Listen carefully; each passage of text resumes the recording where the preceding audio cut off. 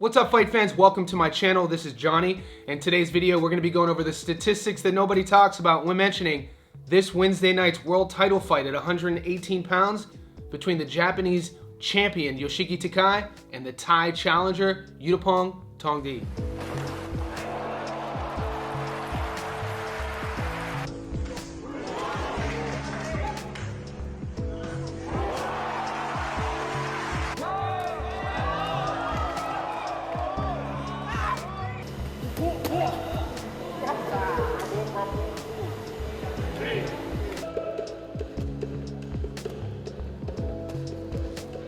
Guys, before I continue, I want to say thank you to all the new subscribers.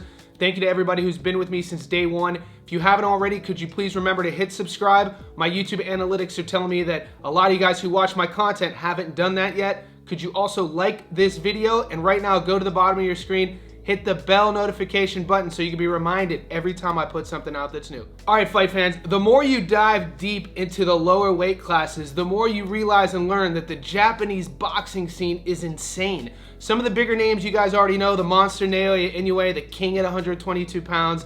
There's Junto Nakatani, who staked claim at 118 pounds. And in this fight, this Wednesday night, on the same card as the Sugar Nunes fight with Rikishi, is another world champion from Japan, a southpaw savage named Yoshiki Takei. He takes on a very tough undefeated Thai fighter in Tongdee. So in this video, we're gonna break down both fighters. We're gonna remind everybody and educate everybody who they are, how they go about their business, what each fighter needs to do to get the job done. Also, stay tuned to the end of the video. That's where I'll be giving you my prediction, as well as those Las Vegas odds, and I'll be telling you where to put your money. Guys, with the Thai fighter, Yuttapong Tongdee, this will be his first world title shot. This will be his first fight that will go 12 rounds. He's an orthodox fighter. He's gonna be the smaller guy, but he has all the skills in the world. When you think about an amateur pedigree, look at this guy's resume. On his record, he's fought and beaten in the amateurs Cuban legend Robeisy Ramirez. So he brings into the pro ranks that confidence of knowing how to outbox, outscore, outpoint, and win rounds against any opponent. That's something that the world champion Takei is gonna have to keep in consideration. With Takei, if you don't know anything about him, this guy's a former multiple K1 Grand Prix world champion. This guy wasn't only one of the best in the world at 118 pounds, he was ranked in the top 10 pound for pound ratings globally before he quit Muay Thai and chose to go pro. So right now, let's take a closer look what's at stake this Wednesday night in Yokohama, Japan. Guys, when Yoshiki Takei walks in the ring Wednesday, May 28th, he'll have something no champion can buy. He will take in 5,000 screaming hometown fans on his back. Standing across from him will be Thailand's undefeated warrior, Yuttapong Tongdee. 2 perfect records, 10-0 versus 15-0, 1 championship belt, and a collision course that's been months in the making. It has taken a long time to get this fight in the ring after several delays. The fight was originally scheduled for December, then to January, when the fight was postponed when Takei suffered a torn shoulder labrum in training. The 28-year-old southpaw states he's 100% healed and will come back stronger than ever. And I quote, "I apologize for causing this trouble. I hope to come back stronger from this," said Yoshiki Takei to the press during the pre-match conference at Yokohama March 17th. As a former 2-time K1 World Grand Prix champion who switched to boxing in 2021, Takei comes in the fight with great credentials. He's 5'7" with an 80% career knockout to win ratio. The native of Tokyo obtained the WBO title by outpointing Jason Maloney at the Tokyo Dome and then successfully defending against Daigo Higa, another countryman. Tongdee, 31 years old from Bangkok, will be competing in his first world title fight. He comes into the contest with some excellent amateur pedigree. In 2017, he defeated future 2-time Olympic champion Robeisy Ramirez in Cuba. However, as an orthodox fighter and having never fought outside of Thailand or gone beyond 10 rounds as a professional, this adversity presents significant challenges to the Thai. Takei's physical prowess outweighs some of Tongdee's accomplishments, in my opinion. Not only does he have a 4-inch height advantage, but his southpaw stance matched against Tongdee's orthodox style creates a sizable disparity in this matchup. Takei has all the local crowd advantage, which only makes him a more formidable opponent. For Tongdee, facing Takei represents a career-defining opportunity in hostile territory to produce one of the biggest shocks in boxing. There is no way to underestimate his 60% career knockout to win ratio, as well as his amateur credentials. However, he is fighting against a superior opposition. Guys, like I said, this fight is exciting. If you've never seen either one of these guys fight, tune in. The whole card is going to be electric. We've already covered the Sugar Nunes fight, so if you haven't seen that, it's linked in this video. Also, before we continue, in the comment section, who wins in that fight, Rikishi or Sugar Nunes? Moving forward, I want to take a closer look at these guys' resumes and see what they've been up to. First, let's look at the ties. Yuttapong Tongdee. Tongdee is 15-0 with 9 knockouts out of 1,166 fighters at 118 pounds. He's ranked number 23 in the world. He's fought a total of 83 career pro rounds and has a career 60% knockout to win ratio. The 31-year-old Thai is an orthodox fighter standing at 5'3". He resides from Bangkok, Thailand. We last saw him last June against Giuliano Fantone, 7-1 UD in the 10th. Kamoon, 3-7, stopped him in the 3rd. Fanaku, 31-14, stopped him in the 3rd. Janisvar, debut, stopped him in the 2nd. Z, debut, stopped him in the 2nd. So like I said, guys, go to his box rec. You can see his resume.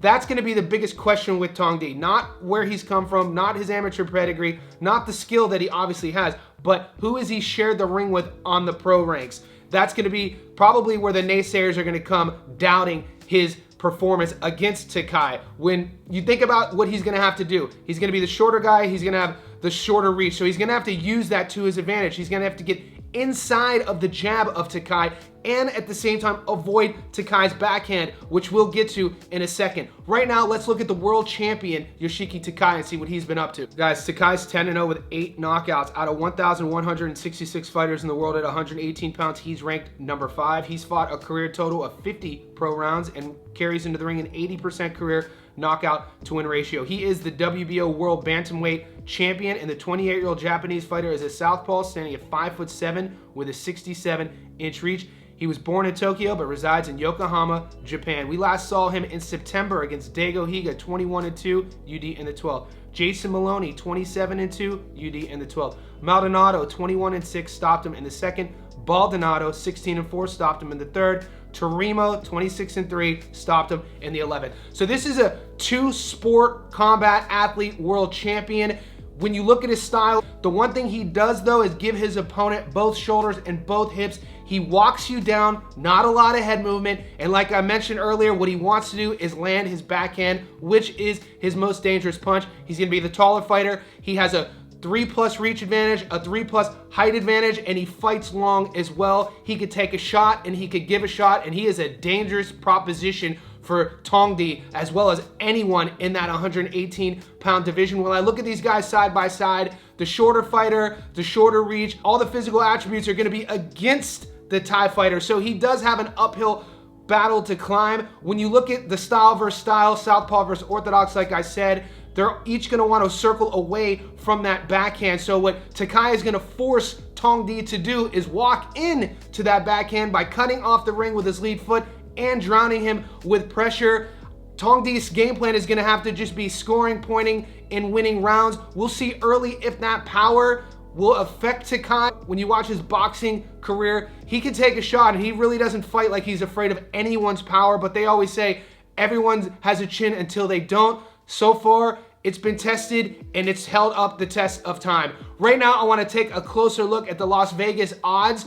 Also, guys, stay tuned to the channel. If you didn't know, if you're new here, I do live streams every day talking about the odds, talking about the parlays. We have this fight card going on tomorrow in Japan, which we're already building our parlay for. There's a fight card in Mexico. There's a fight card in the US, along with other fights throughout the weekend, which I'll be covering, so stay tuned to the channel.